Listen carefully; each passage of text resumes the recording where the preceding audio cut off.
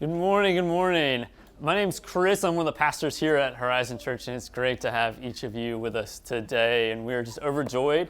I want to make two quick announcements about some things going on here at Horizon. The first is this past Wednesday, Eric and I filmed a set of videos for a new small group study that'll be starting up in a few weeks. And if you are not part of a small group, but you're interested, it's going to be on relationships and how we strengthen our relationships with God and with each other. And so you can text the word relationships to the 94,000. Text relationships to that number and you get more information. And if you are a part of a small group, we've recorded them, and so we'll put them up online, and so they'll be available to some of the other small groups that are already actively going on. But if you're not a part of a small group, we would love for you to connect with us. It'll be on Monday nights. Eric and I will be leading it and using the videos that we recorded this past week. And Erica did a fantastic job as always, and so I'm excited about using this resource moving forward. And the second, yeah. The second thing is, and this is, again, some good news, exciting things that are happening at Horizon. We're really entering this next phase of construction. It's been a long and slow process, and I'm sure y'all are not as anxious as Eric and I about moving into Panorama and what it's the future of Horizon. But on next Tuesday, so whatever that is, the 25th, Tuesday, April 25th, at 7 o'clock, we'll have a half-hour church-wide meeting on Zoom if you're interested in seeing some further renderings, and we'll have a little bit of a discussion on where the church is heading and what the timeline looks like. So if you are interested in that, the details will be going out in Erica's Tuesday email this week about how to register for that, because we do want it to be a closed group. We don't want to get Zoom bombed like we did in the early days of the pandemic, right? And so those will be going out. We're excited about what's happening. We'll give you a timeline of where we're going to be over the next, hopefully in about 3 months, we'll have a more tentative and permanent location. And so we're excited about what that looks like, and we're excited about sharing some of those details with you. And so if you're interested, please sign up. And again, the details will be going out, how to join that Zoom link in Erica's Tuesday email for the following Tuesday for that meeting. So those are the exciting things going on at Horizon. And today we're starting a new series called Following Jesus. So y'all are the faithful bunch.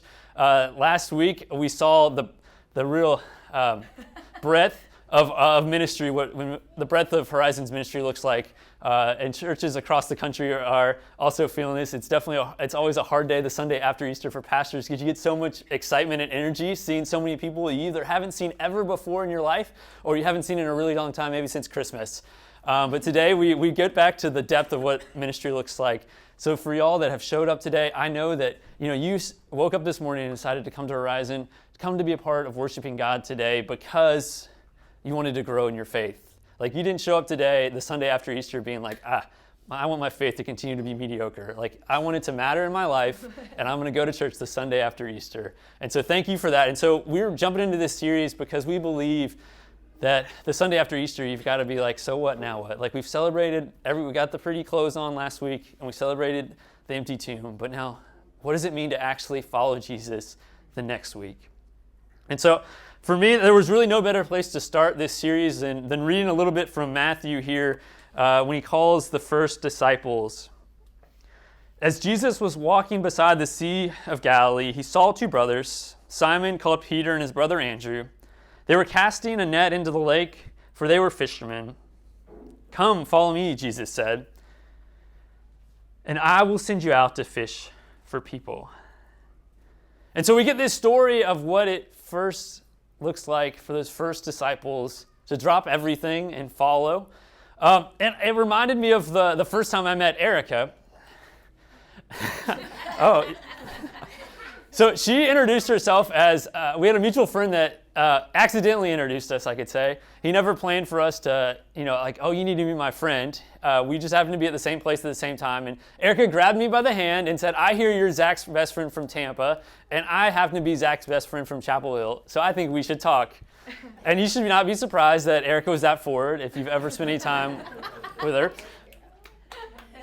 And so I have to say that there was a certain amount maybe of love at first sight, but we didn't leave that day, that evening together with an engagement ring or any sorts. There was no proposal. We had to meet and get to know each other a little bit along the way. But in this encounter with these disciples, they immediately drop what they're doing and follow. And that's not exactly how I build relationships. I might have encountered Erica that first night, and I wanted to get to know her more. And that's kind of, at the end of the day, how our relationships with Jesus goes. We have that introduction, and we want to follow, but there's a lot we don't know along the way, and we've got to build that relationship. And so the subtitle for our series is The Path to Wholeness and Healing. Following Jesus is the path to wholeness and healing. And so if we're going to experience wholeness and healing, we also have to understand the hurt and the wounds that we're healing by following Jesus. I've got three kids, three young kids. You've seen our oldest David here a little bit this morning, and my normal morning routine is I'm usually the first one up with the kids, and I start making breakfast for them. David has a 3-egg omelet every morning with cheese. The kid loves some protein.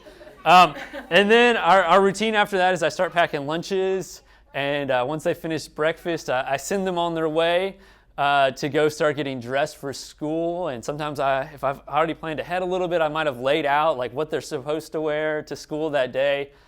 But needless to say, this is pretty much the pattern every morning. After about 5 minutes of sending them on their way to take their PJs off and start putting their school clothes on, there's really no progress made. They find an iPad, they find some toys, they just start pulling Legos or dumping Legos just for the sake of making the Lego mess. And, I'm a pastor, so I approach this very calmly and patiently. And so it's like, you're supposed to be getting dressed right now. Like, I'm going to be back in 2 more minutes. Like, make sure you get your PJs off, put them in the dirty clothes, put your school shirt on. And then I'll go back and finish making lunches, put them in the backpack, get them zipped up, put them by the door, and the 2 minutes come back. And there's again, no progress. And then it's no longer I'm a pastor. It's like a Holy Spirit activate moment, like that TikTok sound. Woo! Because I am now this is like the 3rd or 4th time I've had to go in there and be like, we're getting dressed, we're going to be late for school in another 10 more minutes if this keeps going. And then every now and then you'll get the you're so mean, you're the worst parent ever. We've hit that stage already. And, we have to be honest that me asking them to put their clothes on and start getting ready for school really, isn't a wound, right? That's not really, that hard to ask for them to do that. I'm tripping over things. And I think we also have to approach our lives in the same way. Not everything that happens to us is a wound. Yes, they're going to get angry that I've asked them to put their clothes on, and they'll lash out maybe, but that's not really a wound at that moment. And I think we live our lives some of those things, right? If we get a bad review at work, that's not really a wound. That's just, you got a bad review at work. Your kid comes home with a bad report card. That's not a wound at the end of the day. Your kid gets in trouble at school. Someone that disagrees with you, that's not a wound.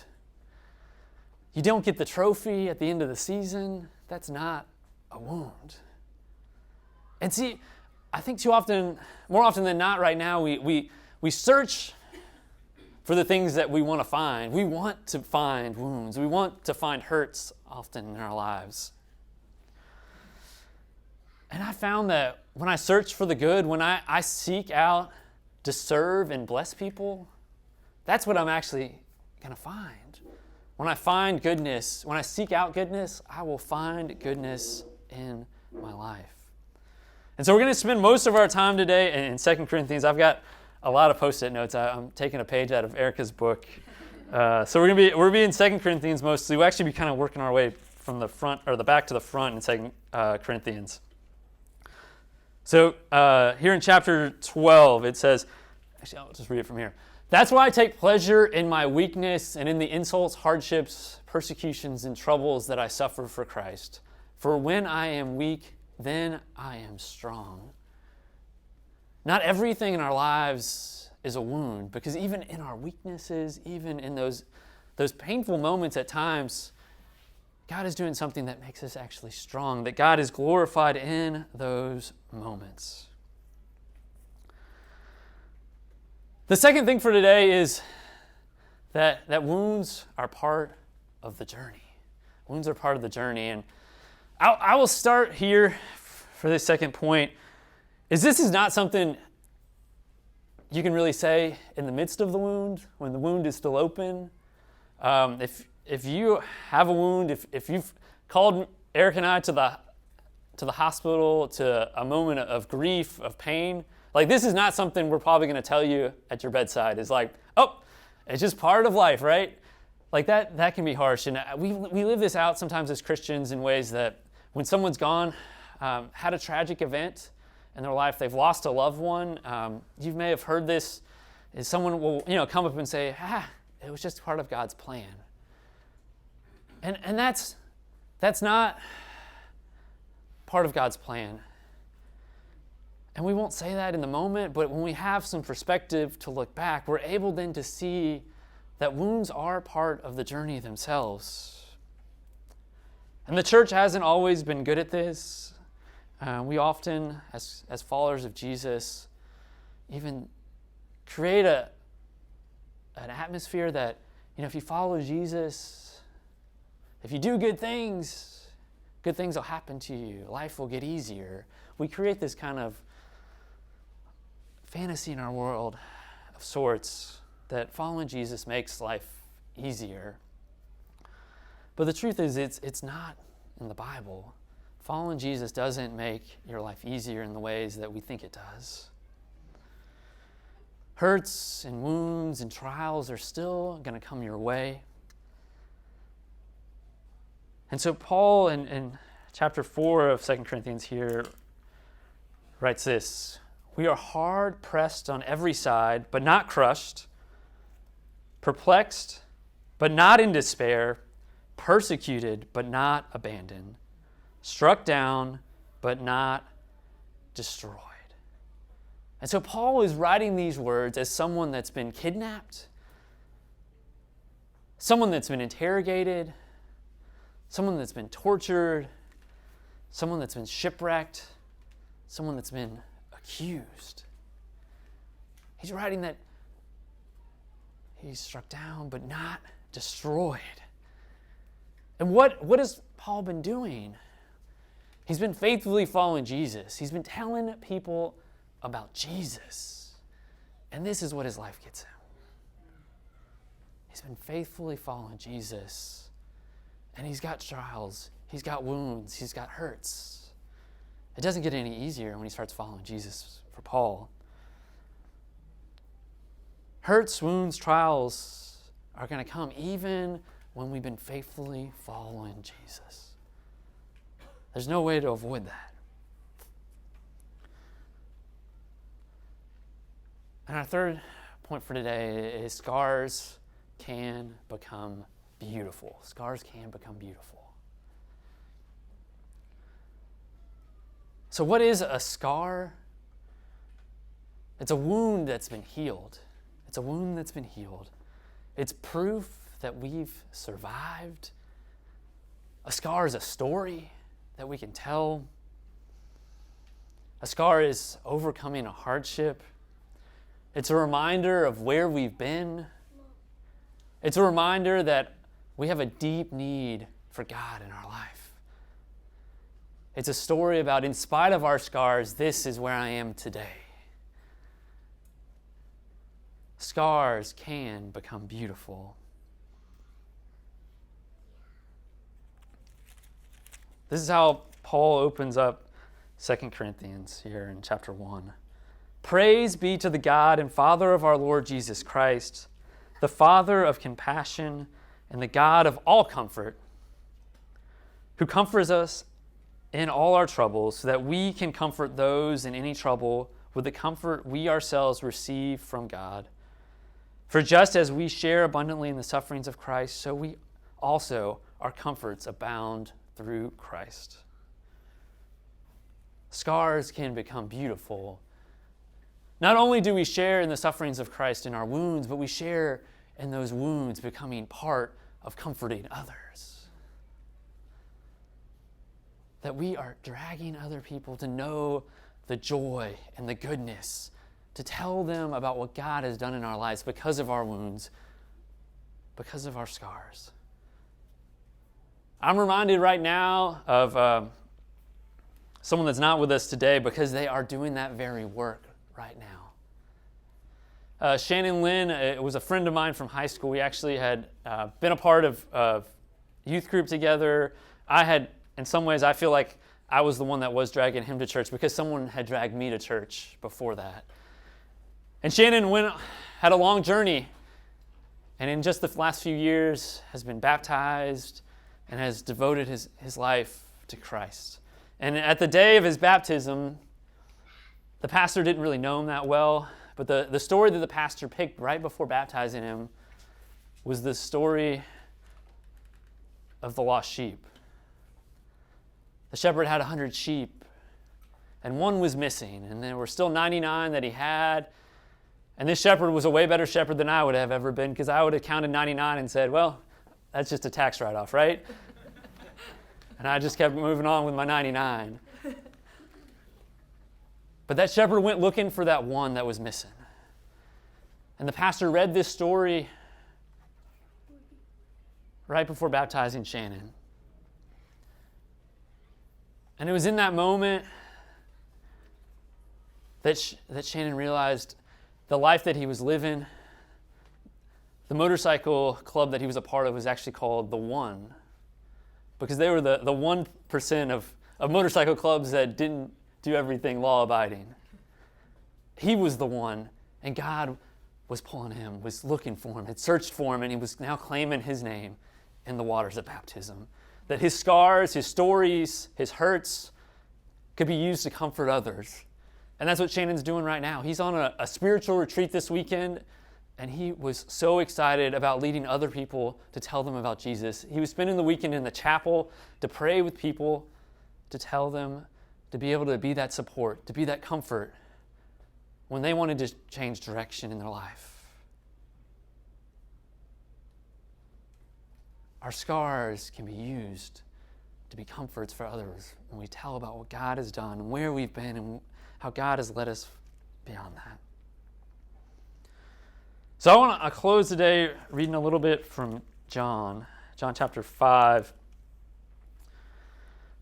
I'll just read it from the... Here a great number of disabled people used to lie. So this is at the pool of Bethsaida. And so Jesus has gone there, and there's a great number of disabled people that used to lay around the pool. The blind, the lame, the paralyzed. And one who had been an invalid for 38 years. And when Jesus saw him lying there and learned that he had been in this condition for a long time, he asked him, "Do you want to get well? Do you want to get well?"